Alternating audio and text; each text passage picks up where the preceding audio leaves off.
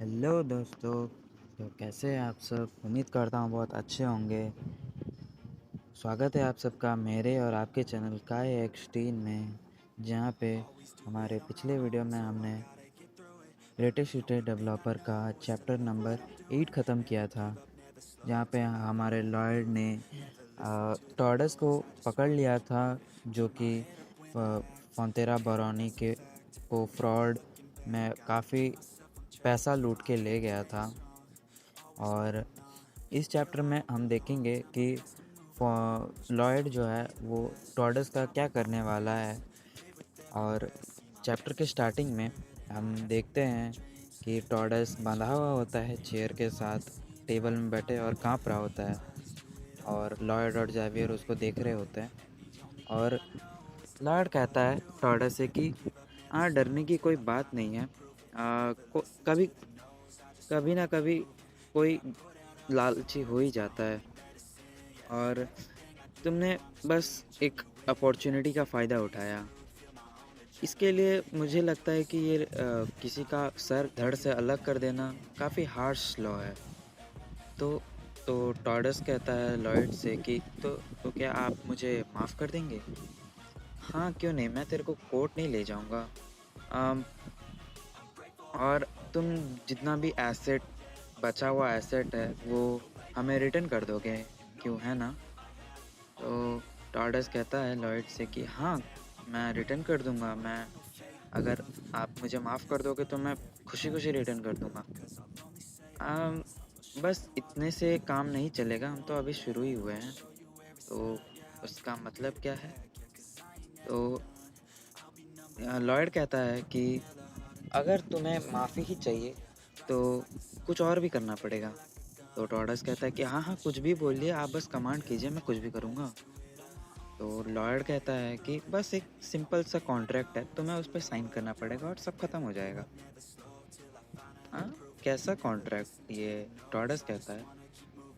फिर लॉयड कहता है कि हाँ, बस एक एम्प्लॉयमेंट कॉन्ट्रैक्ट है नॉर्मल सा, जहाँ पे तुम्हें सैलरी मिलेगा काम के हिसाब से। और तुम्हारा जो 80% सैलरी है वो रीपेमेंट के लिए जाएगा, जो तुमने हमसे लिया है पैसा, उसके वजह से। तो टॉर्डस देखता है लॉयड को, और फिर लॉयड कहता है कि तुम्हें बस 520 साल तक काम करना है हमें चुकाने के लिए। वो हंसते हंसते कह रहा होता है टॉर्डस को, और टॉर्डस का हालत ख़राब हो जाता है कि ये क्या कह दिया लॉयड ने। और जेवियर भी सोच रहा है कि मुझे लगा था ये आदमी माफ़ कर देगा, पर ये नहीं किया। और लॉर्ड सोचता अपने दिमाग में कि हाँ, मैं इतना भी बेवकूफ़ नहीं हूँ कि एक आदमी को मरने के लिए छोड़ दूँ, जबकि वो मेरे सारे डेब्ट को अपने पूरे ज़िंदगी भर चुका सकता है। मैं ऐसा मौका कभी गवा ही नहीं सकता। मैं इसको पूरा चूस लूँगा, पूरा उसके पूरे लाइफ तक इससे काम ही करवाऊँगा। फिर टॉर्डस कहता है कि मैंने ऐसा बेशरम कॉन्ट्रैक्ट आज तक नहीं देखा। और लॉर्ड कहता है, ऐसा है क्या? पर मैं तो तेरे को साइन करने के लिए फोर्स ही नहीं कर रहा। चलो कोर्ट चलते हैं। फिर टॉर्डस रोते रोते कॉन्ट्रैक्ट में साइन कर देता है।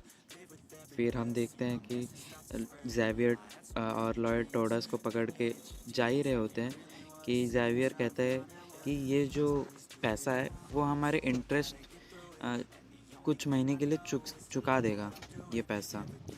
फिर लॉयड कहता है हाँ, ये पैसा तो मैं और आदमियों को रखने के लिए इस्तेमाल करूँगा। हमारे पास जो 30 सोल्जर्स है वो काफ़ी नहीं है।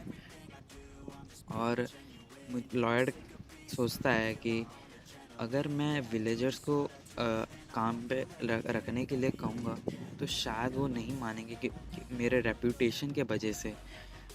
फिर कुछ दिनों बाद फोंतेरा बारोनी में हम एक साइन बोर्ड को देखते हैं, जहाँ पे वर्कर्स की ज़रूरत होती है और सैलरी रहता है 20 गोल्ड पर वीक। और और इन्फॉर्मेशन के लिए आप बैरॉन स्टेट आ सकते हो। तो वहाँ पे देखते हैं कि बहुत सारे लाइन लगे होते हैं, और लॉयड देख के वो शॉक होता है, क्योंकि वो कहता है कि ये लोग तो मुझे हेट करते थे ना। तो जेवियर कहता है हाँ, वो अभी भी करते हैं, पर आपने जो अफोर्डेबल ऑर्डर उनको पूरे टाइम टू टाइम प्रोवाइड किया, फिर एक ट्रेटर को पकड़ लिया, फिर आप समन भी कर सकते हो। तो अभी वो एक आपको ट्रस्टवर्दी और टैलेंटेड मैन के नज़रिया से देखते हैं। तो लॉयड सोचता है कि बस इतना करने से तो एक आदमी आता है और कहता है एक्सक्यूज़ मी माय लॉर्ड, क्या कॉन्ट्रैक्ट का काम? तो लॉर्ड कहता है हाँ, हाँ, इधर साइन करो इधर। फिर वो आदमी कहता है कि पहले मैं आपको अपना ग्रैटिट्यूड एक्सप्रेस करना चाहता हूँ। आपने हमारा इतना मदद किया। पिछले साल हम बहुत ही ज़्यादा कोल्ड से सफ़र कर रहे थे और इस साल आपके वजह से मेरे जो बच्चे हैं वो और परेशान नहीं होंगे आपके ऑन्डल के वजह से। आपका बहुत-बहुत शुक्रिया। तो लॉयड देख के वो पूरा ऐसे शर्म से थोड़ा-सा ऐसे एम्बैरेस्ड हो जाता है और कहता है कि हाँ, मैं बहुत खुश हूँ तुम्हारे लिए। और अपने मन में ही वो भी कहता है कि मैं तो बस अपने ग्रीड को सैटिस्फाई कर रहा था, मैं तो अभी बहुत एम्बैरेस्ड फ़ील कर रहा हूँ। और वो आदमी कहता है कि मेरे एक रिश्तेदार हैं जो कि नेबरिंग लैंड लकोना में हैं, वो भी ऑर्डर करना चाहते हैं आपसे, क्या आप उनको एक्सेप्ट करोगे? तो लॉयड सोचता है अपने दिमाग में कि हाँ, आ गया, मेरा जो बिग प्लान है वो अभी शुरू होगा।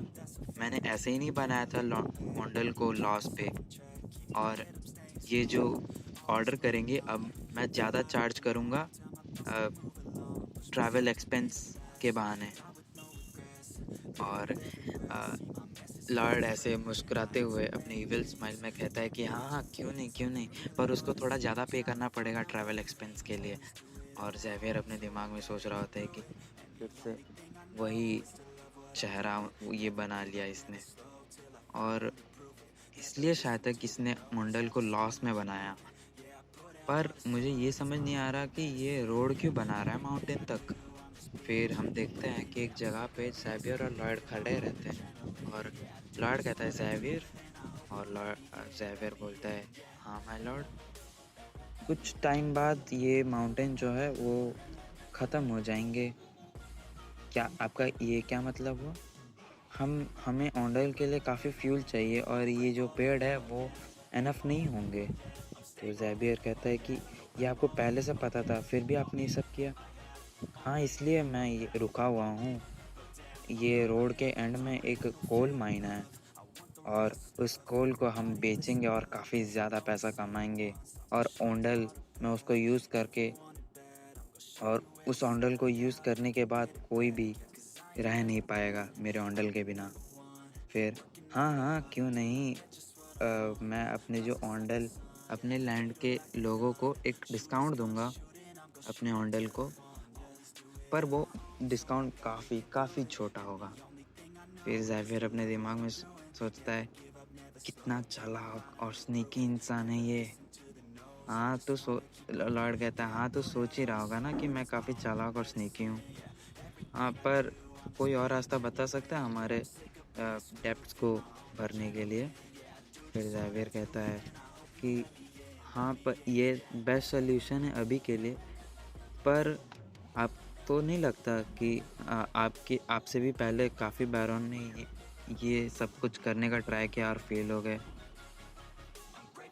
और लॉयड कहता है कि मुझे पता है ये माइन कोलैप्स हो जाता है कि बैड रॉक के वजह से, पर मैं कर सकता हूँ क्योंकि मेरे पास मॉडर्न टेक्नोलॉजी है जो कि शील्ड टनल मेथड है। हमें बहुत सारा काम करना है। और ज़ेवियर अपने दिमाग में सोचता है कि ये शील्ड टनल मेथड क्या है? मैंने तो इसे कभी सुना ही नहीं ऐसा। पर अभी के लिए इस इसके ऊपर विश्वास कर लेते हैं क्योंकि हमारे जो लॉर्ड है वो काफ़ी नए आदमी लग रहे हैं और उनके पास अभी प्लान है। फिर हम देखते हैं वो उस गुफा जो केव है उसके अंदर काफ़ी सारे आंट्स हैं, मतलब चींटियाँ, और वो काफ़ी बड़े हैं। पता नहीं अगले चैप्टर में क्या होगा।